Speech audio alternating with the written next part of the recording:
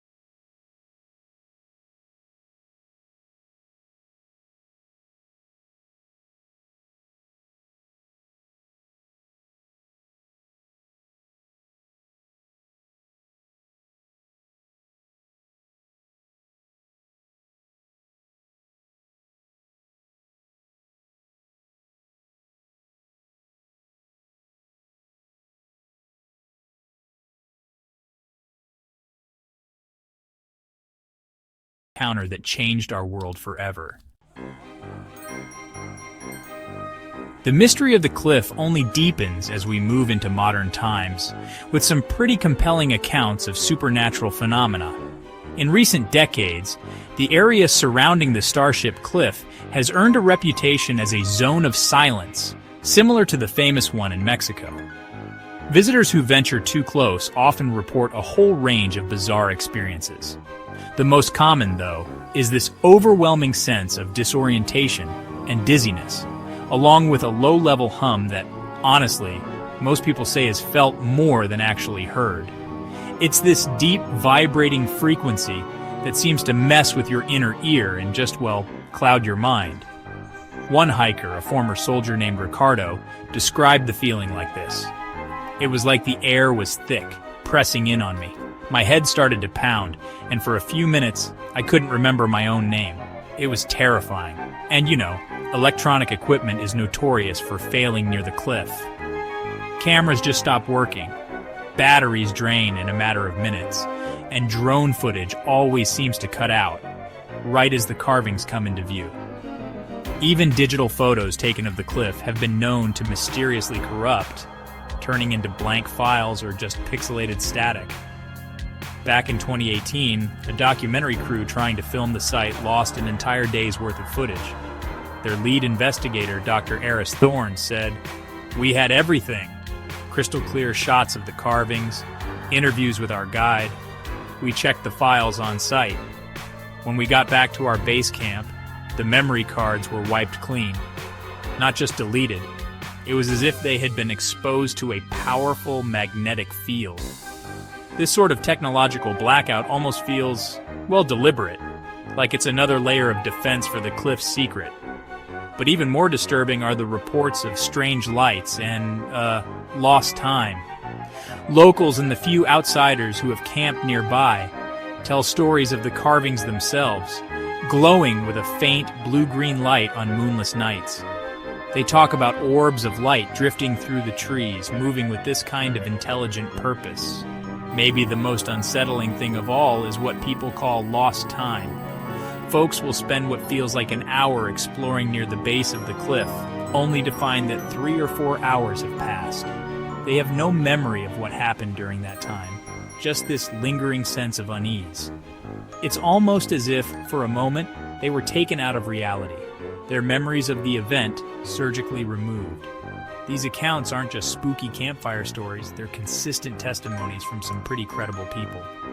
A local farmer named Elena, who lives several miles from the site, shared her experience. Sometimes at night, a sound comes from the direction of the cliffs. It is not an animal, not the wind. It is a deep hum that makes the dogs hide and the chickens go quiet. One night, a light shot straight up from the jungle into the sky, so bright it was like daytime for a second. We do not go there. That place belongs to the sky people. It is still their land. These modern encounters really suggest that whatever power is at work at the cliff, it's not dormant. It's still active, still watching, and still somehow protecting its secrets from a world that might not be ready for them. So, what is the truth behind the cliff of the Starship? We find ourselves, honestly, standing at the edge of a profound mystery, with just fragmented evidence and a handful of tantalizing clues pointing in a direction most of us are probably afraid to look. Is this all just a clever, elaborate hoax? Maybe carved by some modern prankster with a deep knowledge of ancient astronaut theories? That seems pretty unlikely, considering the remote location, the age of the weathering on the stone, and the oral traditions that go way, way back, long before modern science fiction was even a thing. The stories from those explorers in the 1920s confirm that the carvings were already there, long before flying saucers and space travel became part of our popular culture. Could it be perhaps a bizarre misinterpretation of known Mayan mythology? Maybe the Starship is really just a highly stylized representation of a mythical beast, or a shamanistic journey to the spirit world. Archaeologists might argue that we're simply projecting our modern technological worldview onto ancient art we don't fully understand. They'd say the helmets are ceremonial masks, and the Starship is just a symbolic depiction of a creation story. But honestly, that explanation feels a little inadequate. It just doesn't account for the technical precision of the carvings, the failure of electronic devices, and the eerily consistent testimony from generations of local people and modern visitors.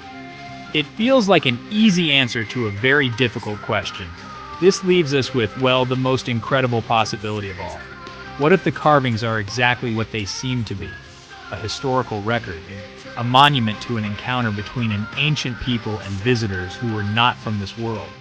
Maybe the cliff is more than just a carving. Maybe it's a beacon, a piece of dormant technology, or even a warning.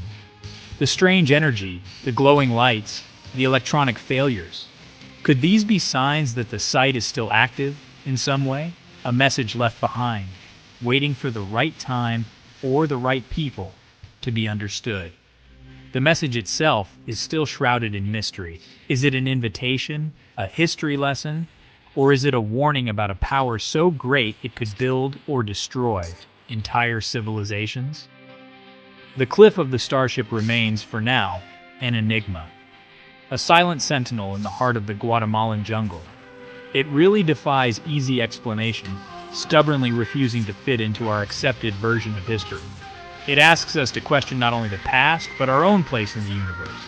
The final answer isn't here, not yet. The secret is well kept, protected by the jungle, by local tradition, and maybe, just maybe, by a strange power we still can't comprehend.